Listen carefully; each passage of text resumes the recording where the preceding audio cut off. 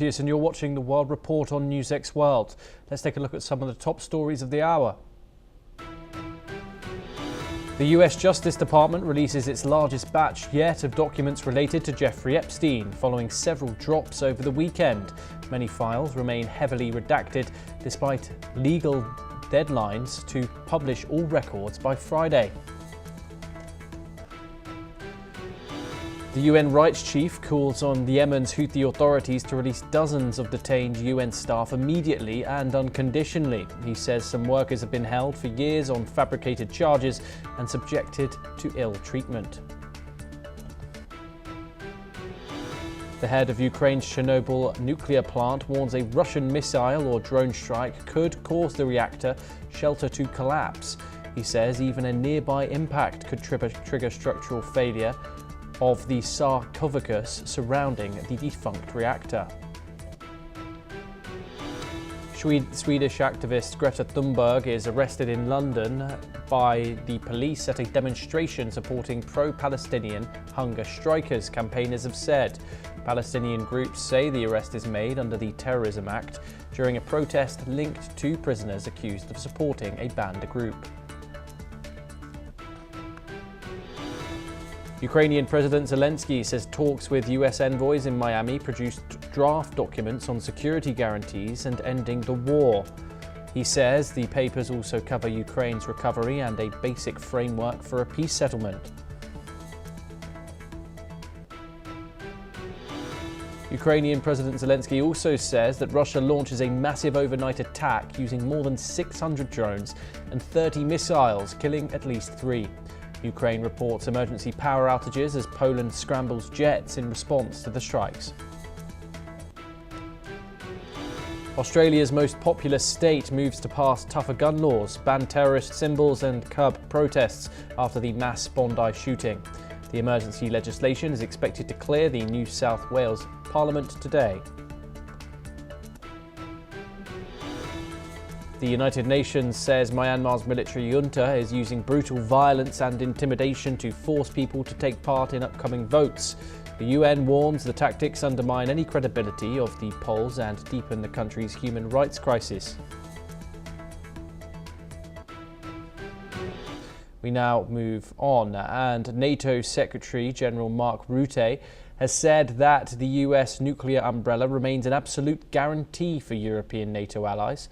Speaking to a local German news agency, Rutte said there is no question of replacing America's role in nuclear deterrence. Rutte stressed that while some European NATO members possess their own nuclear capabilities, the US commitment remains central. He said this guarantee will not change, even as allies cooperate both directly and indirectly on nuclear issues. The NATO chief also voiced confidence in Washington's commitment under President Donald Trump. And he said US strategy clearly identifies a secure Europe, a strong NATO and close transatlantic cooperation as core American interests. Rutte highlighted shared security challenges including the Arctic and the North Atlantic. He said NATO allies must act together as Russian and Chinese activity increases in the region. The comments come amid discussions led by France on European nuclear deterrence, with several countries open to talks but acknowledging the US role remains irreplaceable for now. Joining us now is Gilbert Doctorow. He is a Russian affairs expert and he joins us live from Brussels. Gilbert, thank you very much for joining us here on NewsX World. What are your thoughts on the statement coming from the NATO Secretary General? Of course, Donald Trump has been previously very critical of NATO in the past. However, as he said, the United States role remains central to the bloc. What are your thoughts on the statements of calling and mentioning the nuclear word when talking about Russia and China in regards to deterrence? I think Mr. Rutte is a loose cannon on the deck. He's making statements which do not correspond to reality, they correspond to his wishes. And that is not a good practice for a person in a position as visible and significant as his, the NATO Secretary General. Mr. Trump has made it plain that the United States considers its Article 5 obligations under the NATO founding documents to be dependent on circumstances and not to have absolute value. That is the same thing with respect to the nuclear umbrella. The United States is not going to risk the loss of New York, Los Angeles, Miami if the European members of NATO act totally irresponsibly and bait Russia or make a nuclear strike against Russia in the expectation that the United States will have their back. It won't. So these words from Rutte are about as irresponsible and unreflective of reality as his insistence in the past days that Ukraine will become a member of NATO, which has been specifically rejected by the United States and by several other NATO nations. How do you think that NATO provokes Russia, let's say prior to the Ukraine conflict, and also in 2025?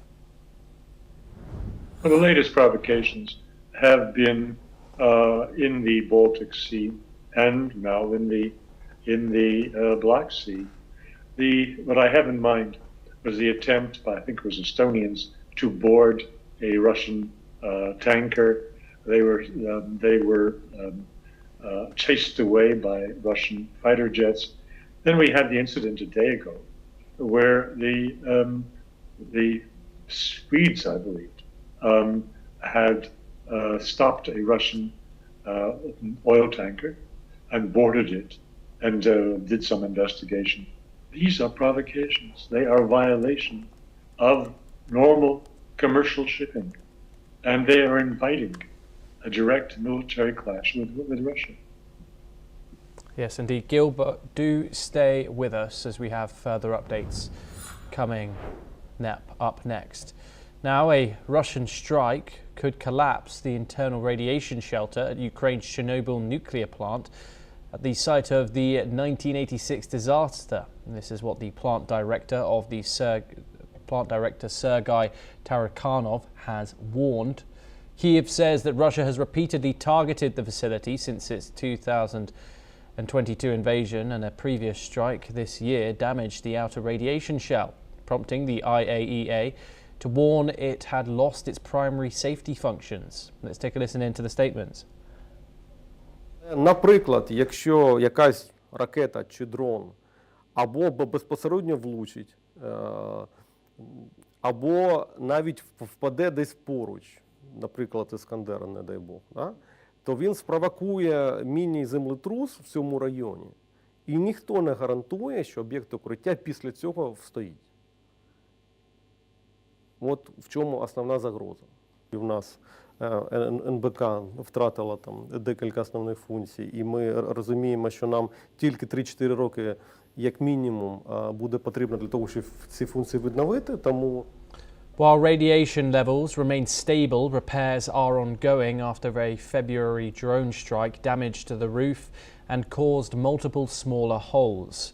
The IAEA confirmed no permanent damage to load-bearing structures, but the shelter's main functions are still compromised. Gilbert Joktoro joins us once again.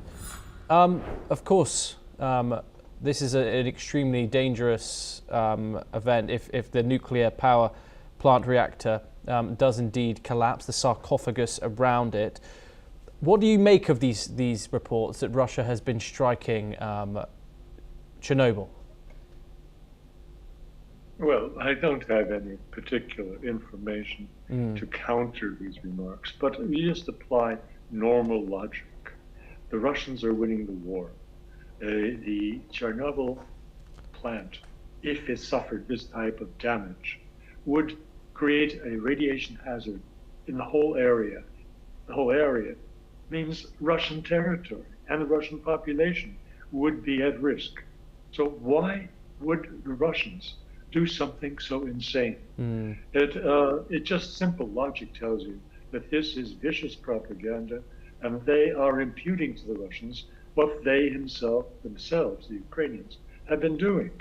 That they have been doing this was perfectly clear when the UN inspectors visited the Kursk plant, which had indeed been struck by Ukrainians for the purpose of intimidation and also false flag, to try to put this at the door of Russia, just as the gentleman you have quoted is doing today with respect to Chernobyl.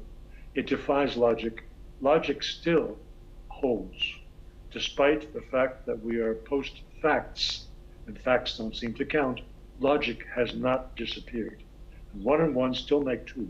So I, without having specific information to challenge this, I say it is patently absurd. Gilbert Doctorow, as always, it's a pleasure talking to you. Thank you very much for joining us here on NewsX World. We now move over to the United States for our next story, and the Trump administration's Equal Employment Opportunity Commission, led by Chair Andrea Lucas, is targeting corporate DEI programs, claiming they may discriminate against white men. Lucas plans to investigate and potentially sue companies that favour diversity hiring, citing instances where race or sex may have influenced employment decisions. Legal experts note proving such claims is difficult, as DEI programs aim to prevent discrimination and ensure equal opportunity. Most companies have adjusted programs to stay legally compliant, emphasising the business case for diversity. Advocates say DEI remains vital for fair workplaces, long-term growth and representation across all sectors, despite government pressure. Andrew Latham joins us now. He's an international affairs expert and he joins us live from Minneapolis in the United States.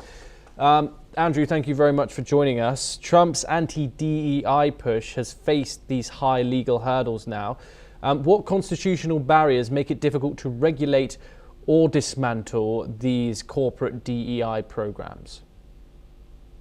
Well, first of all, the laws themselves, especially the 1964 Civil Rights Act, is clear in terms of both its intent, but also evidentiary standards and technical legalities like that.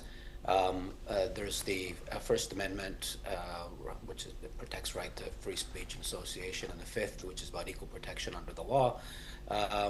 And so you put all of this together and you have, and plus now custom and precedent, you have a very well-established legal regime that says that these kinds of DEI policies, broadly speaking, in principle, are perfectly lawful and legitimate, although they may be abused, and that turns on evidence in particular cases. And that's what we are today in terms of the hurdles facing the Trump administration. It can't rescind the 1964 Civil Rights Act. It's not going to be able to change the American Constitution. It's got to have some legal precedents to build its political case on, and that's going to be a big ask. Indeed. Are companies more likely to fight these actions in court, or quietly rebrand DEI without changing these outcomes, do you think? Well, they're going to do both. They're going to rebrand so that this looks like, A, it's consistent with the civil rights legislation and legal precedent. B, that it appeals to what is still a very pervasive and popular sentiment in the United States, which is that there are marginalized, disenfranchised minorities, and they need legal protections. And also, from a corporate perspective, it's a way of ensuring that the talent pool is maximally tapped into, and also that if you're delivering a service or goods to a particular constituency or a particular marketplace, it's good that you have people inside the firm who actually understand that constituency or that marketplace. So there's a corporate market-based economics argument to be made here. But beyond that, no major firm in the United States wants to be seen as being on the wrong side of diversity, equity, and inclusion, even if they have to temper their practices to meet the shifting at a glacial pace, but shifting legal and political ecosystem within which those policies are implemented. Do you think this move weakens the United States' soft power, especially in regions mainly blue states, of course, where Washington promotes democracy, minority rights, and rule of law? Well, it depends on the audience. If you're inclined to view the United States in a negative light, this is going to confirm your predispositions. And if you're inclined to see the United States as a beacon of equal opportunity for all, this is about restoring equal opportunity for all. So one's priors have a big impact on the way in which one sees the Trump administration's policy initiatives, including this one. I think the Trump administration, I know the Trump administration has tried to frame this as equal protection under the law for everybody, including white, straight, males, which is a big part of its base, of their Trump base, MAGA movement, appealing to them. But it does resonate in terms of a colorblind, gender-blind approach to hiring, an approach in a broader sense to education and things like that. That's going to appeal to many people within the United States and certain constituencies beyond the United States. I can see this appealing to the Nigel Farage supporters, for example, in the UK. Yeah, indeed. Andrew, do stay with us as we move over to the Middle East for our next story. And the Knesset has extended a law allowing authorities to ban foreign media deemed harmful to Israel's security until the year of 2027. First adopted in April of 2024 during the Israel-Hamas war, the law targeted outlets like Al Jazeera accused of spreading propaganda for Palestinian terrorists. Let's listen in. ונשארה ש1,000 ערוצי ג'יהאד ייסגרו ואמא יהודייה אחת לא תבכה. עודני סבור שהיה צריך ללכת עם החוק הזה עד הסוף, להעביר אותו במלואו, ואם בג"ץ רוצה לפסול שיפסול, ויראו אזרחי ישראל מי דואג לביטחונם ומי דואג לחופש ביטוי של ערוצים ג'יהאדיסטיים. אדוני היושב ראש, יש בחוק הזה מספר הישגים, יש פה גם מאבק בקליטת שידורים של ערוצים עוינים דרך לוויינים, ויש פה גם קיבוע מציאות של מאבק בערוצי הג'יהאד. The extension allows the Prime Minister and Communications Minister to halt broadcasts, seize equipment, block websites and prevent satellite transmissions in Israel and in the West Bank. A single favourable security opinion is enough to enforce a ban which lasts 90 days but can be extended. Critics say the law violates press freedom and petitions have been filed with Israel's High Court of Justice. Media freedom rankings have fallen sharply since the war started, highlighting concerns over censorship and civil liberties in Israel.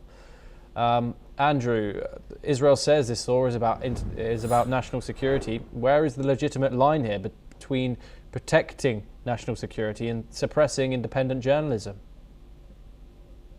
Was tension in democracies like the United States and Israel and others between, on the one hand, freedom of expression, freedom of press, etc., and on the other hand, when a country is in a war, and Israel certainly is, both literally and in a broader sense, metaphorically, in the region, then censorship becomes an issue. And if you think about the various domains of battle in wars, air and sea and land, there's also media now, information, cyber, those sorts of gray zone areas.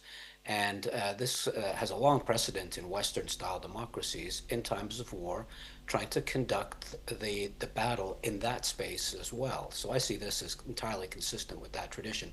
Are there tensions between that and freedom of the media? Yes. In a democracy like Israel, where various Israeli constituencies challenge this politically and legally, yes, they will and they should. But it is neither unprecedented nor unreasonable for a state under siege to restrict and restrain media that is putting out very unfavorable messages, sometimes untrue messages, sometimes propaganda on the part of the quote-unquote enemy. Now, this law was introduced as an emergency wartime measure until April 2024. What does extending it until 2027 mean about Israel's long-term approach to media control, particularly as we have elections coming up next year?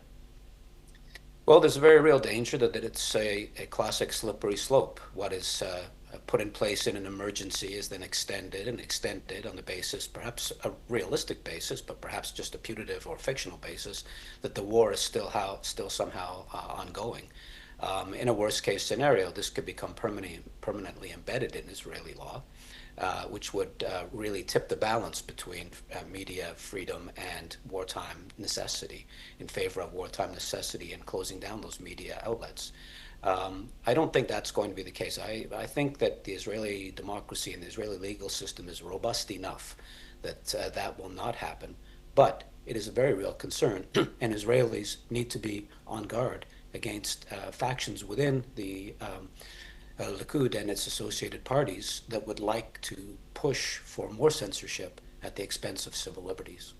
Indeed, and this law was seen as banning Al Jazeera, a news site which of course is funded by the Qatari government first of all, but second of all has been critical of Israel's actions in Gaza throughout. Is this about specific security concerns or discomfort with critical coverage of the war and its in Gaza and of course the actions following it?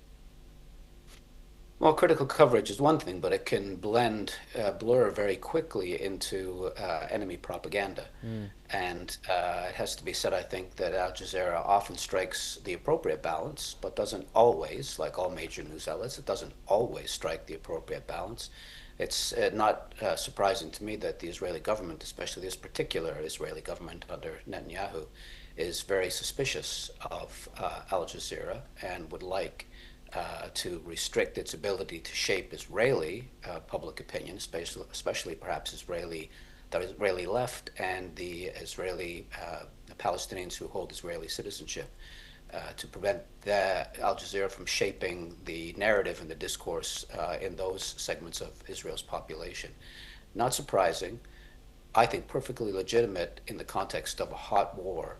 I think a dangerous possibility exists that this will persist beyond the hot war into the peace at the expense of Israel's democracy. Andrew Latham, as always, thank you very much for joining us. It's always a pleasure to talk to you. We now move on and over to the United Kingdom, and 2 men have been found guilty of plotting to kill hundreds in an Islamic State-inspired gun rampage against the Jewish community in a planned attack in England. Investigators say demonstrates the resurgent risk posed by the militant group. Police and prosecutors say 38-year-old Walid Sadaway and 52-year-old Ammar Hussein, who went on trial a week after an unrelated deadly attack on a synagogue in the nearby northwest city of Manchester in October, were Islamic extremists who wanted to use automatic firearms to kill as many Jews as they could. An official has said that they had plans to come to fruition, but it would have resulted in one of, if not the deadliest terror attack in UK history. Their convictions come little more than a week less than the mass shooting at a Jewish Hanukkah celebration on Sydney's Bondi Beach, in which 15 people were killed. Islamic State said the Australian attacks were a source of pride. Although the jihadist group did not claim responsibility, its response has heightened fears of an increase in violent Islamist extremism.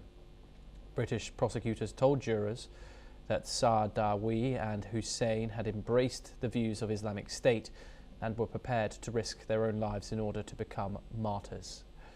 As per the prosecutor, Saadawi had arranged for 2 assault rifles, an automatic pistol and almost 200 rounds of ammunition to be smuggled into Britain through the port of Dover when he was arrested in May 2024. He added that the man planned to obtain 2 more rifles, another pistol, and collect at least 900 rounds more.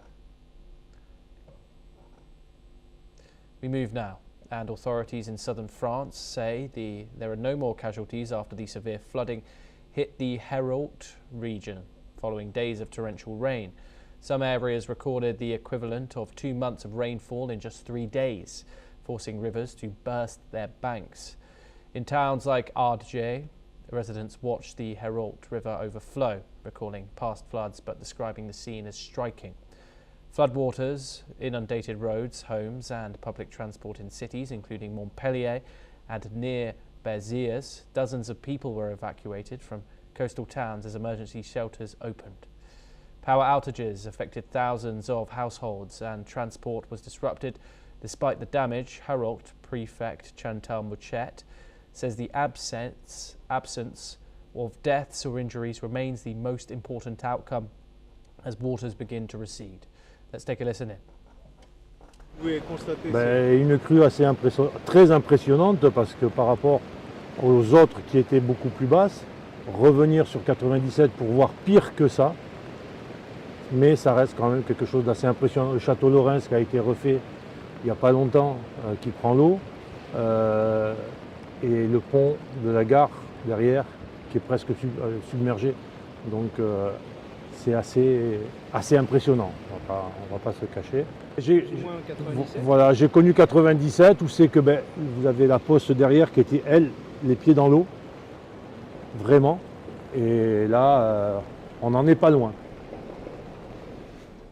We move on now, and US President Donald Trump says he's spoken separately with the presidents of Kazakhstan and Uzbekistan, inviting both leaders to attend the G20 Summit next year in Miami, Florida. In a post on Truth Social, Trump said the discussions with Kazakh President Kassym-Jomart Tokayev and Uzbek President Shavkat Mirziyoyev focused on ending ongoing conflicts and expanding trade and cooperation. Trump added that the United States, as the host of the 2026 G20 Summit, will extend formal invitations to both leaders as guests. But that's all that we have time for. Keep watching NewsX World for more international.